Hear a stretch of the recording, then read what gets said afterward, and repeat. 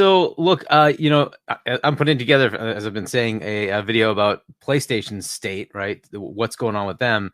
And one of the things I have in there is, remember those slides from Insomniac where if this this actually happened, ABK was bought by Xbox, it would be a massive hit to their revenue and their bottom line to the tune of $1.5 billion. Right, because it's not just the game, the 30%, which wasn't even 30%. It was whatever 20% that they were giving them. Yes, it's also PlayStation Plus, because a lot of people who are doing this, they play games like this, and then Apex, which is free to play, so you don't have to have PS Plus, right? Or Fortnite, you don't have to have PS Plus, right? But COD drives the need for PS Plus, right? So that's revenue they just lose, right? And this effect, right, of Xbox being associated with it will potentially drive people over. They saw that. And by the way, when did they see that? They saw it in 2027. Why? All their exclusivities end at that point, right? So all the games that are currently locked to them that can't go into Game Pass will suddenly be available in Game Pass. And Xbox marketing would be, you want to play any Call of Duty? Come to Xbox, pay for Game Pass. You've got all of them. You can do any Call of Duty you want. Right? That's a hell of a compelling statement to a Call of Duty fan, right? Now think of it this way. You want to buy a console, you don't have to pay even $200. It's $25 a month, including Game Pass, to get into the console.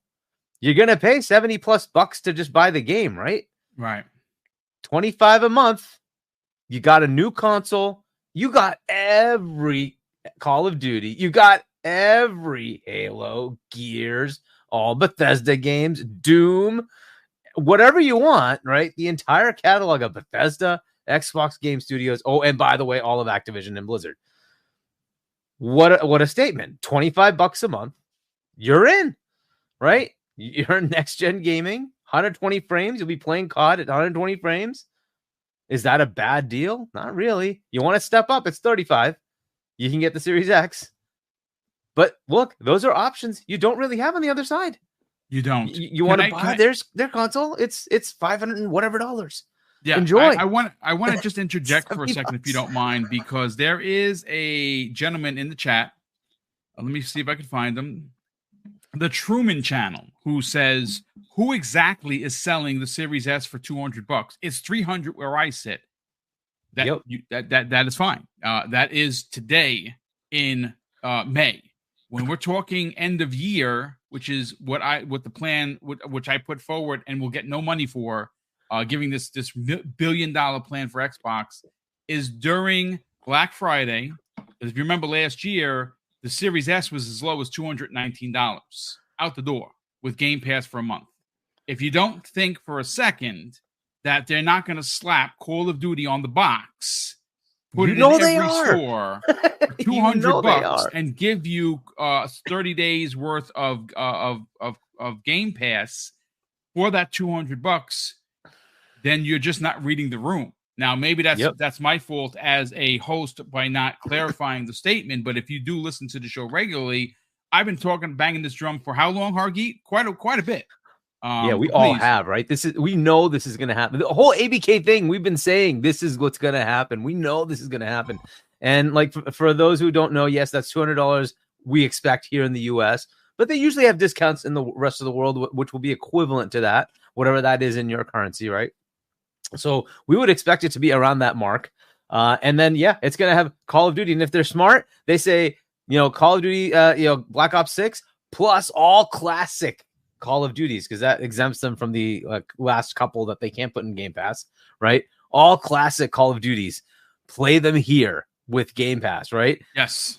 There you go. And then the 25, for those who don't know, I'm talking about the Xbox All Access program. I believe that's what it's called. Which is still active, by the way. Yes, that is correct. Which in many countries, but not all of them, allows you to buy it on a monthly basis for 2 years. You pay a monthly basis for 2 years, and then you own it. And it includes 2 years of Game Pass.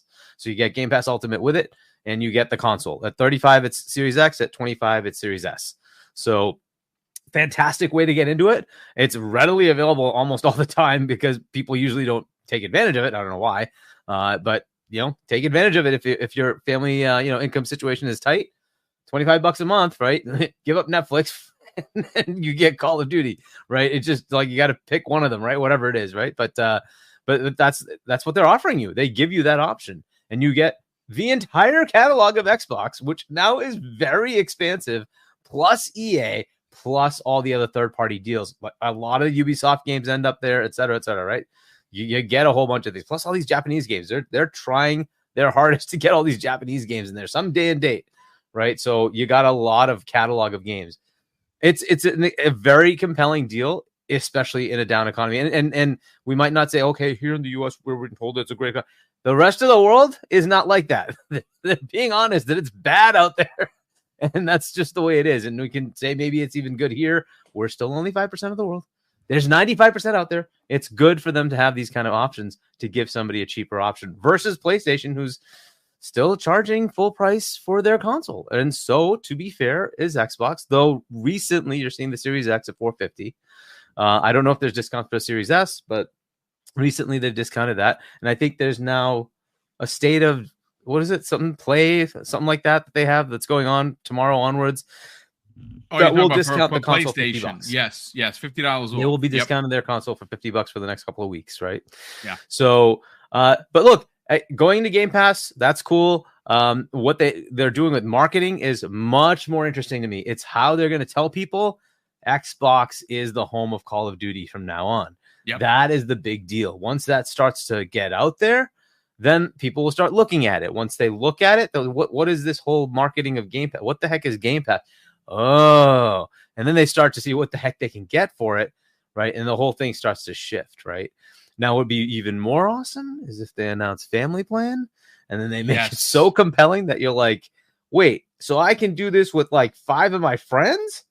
Yo, where do I sign up? Yeah. Game Pass gets a big one. This is a mountain mover. Let's get your hot take on this.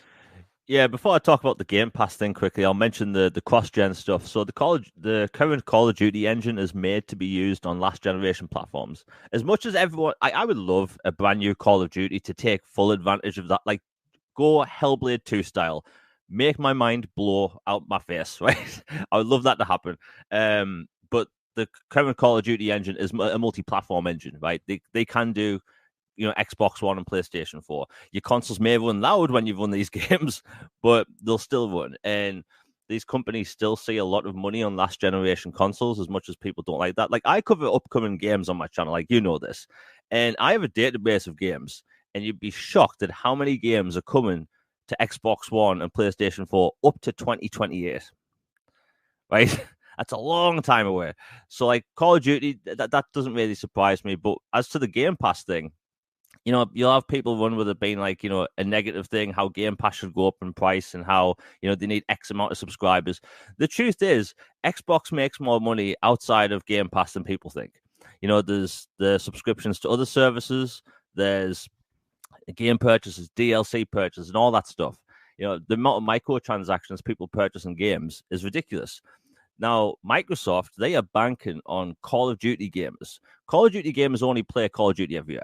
They buy a console and they buy one game. That's it. We call them normies, right?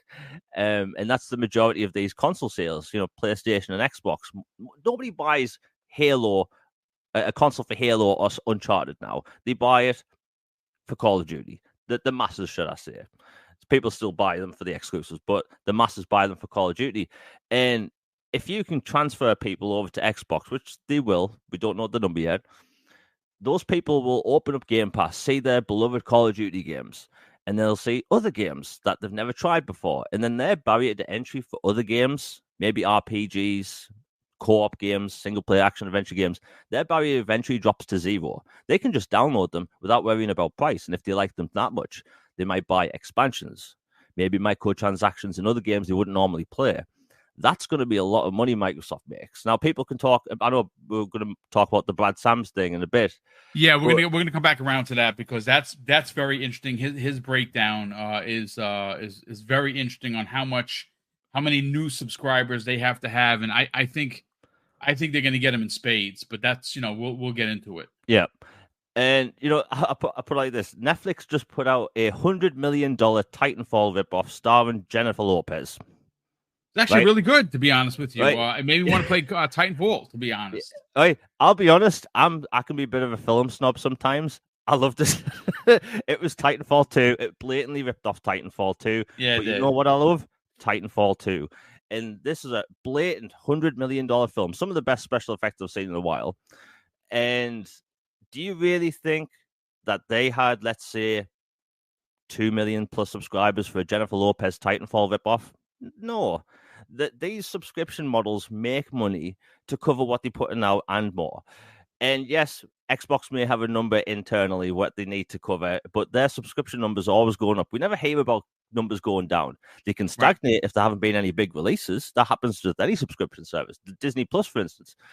But I think, it's the big Call of Duty is the biggest game every single year when a GTA game doesn't release. Call of Duty is the game everybody buys. It's the game that people swear they're not going to buy that year. And when November comes around, what do? They buy it because their friends got it, right?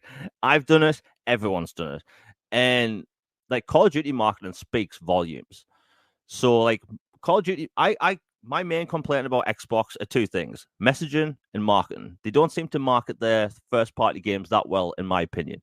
But Call of Duty, that stuff is plastered everywhere. Everywhere. Even before the pandemic started, there was a bar near me that they were giving out Call of Duty t-shirts if you bought 4 pints of Guinness. Right?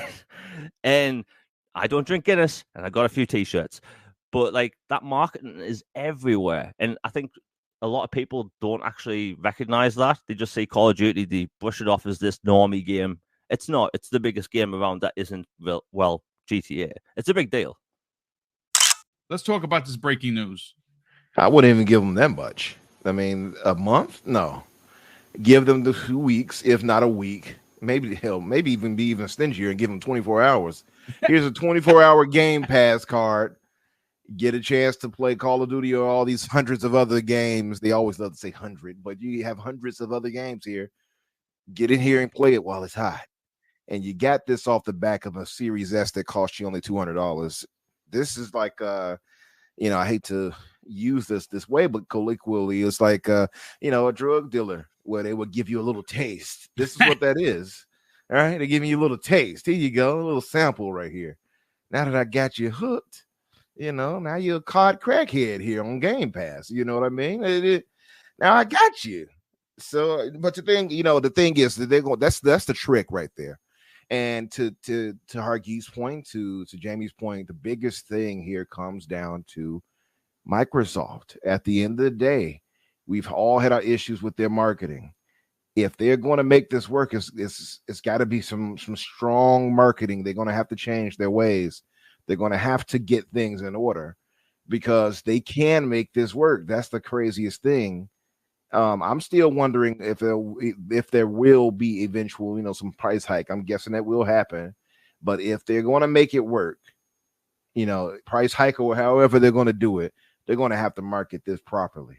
Like you said, tagging this on boxes, like we've talked about this before, tagging it on boxes saying, yeah, get Call of Duty and Game Pass day one.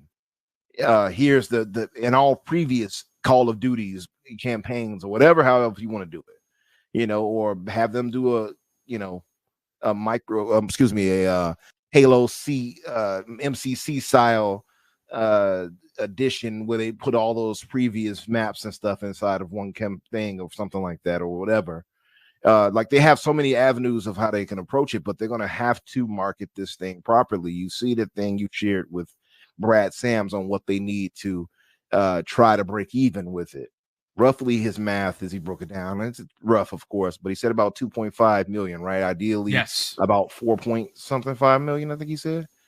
And optimally, of course, 11 million if they can bring that many people over. Now, it can happen, but it depends on Microsoft. How much do they want? How much are they going to put into saying, hey, this is where you get, this is the home of COD now. That's what they have to do, Boom. And you look at they have a pie chart about the monthly active users by platform. Xbox is roughly 8 million, right? 7.84. PlayStation is at 15 million, 15.68. PC is at 24.5 million, and mobile is ridiculously at almost 50 million.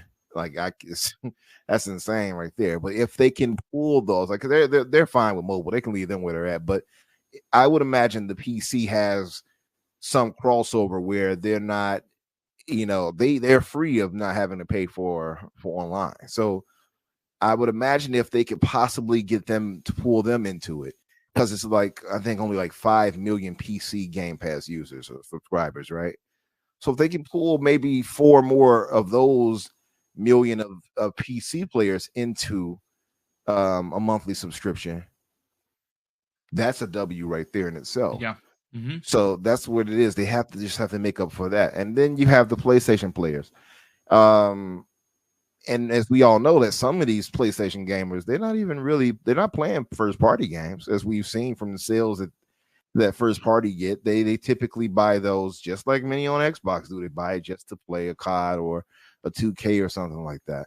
If they can get them where they market it right and say, hey, Xbox has this day and date, people could shift. That it's very possible, but again, it comes down to how heavy Microsoft pushes, and I guess Phil and team, how hard they push the whole point of marketing.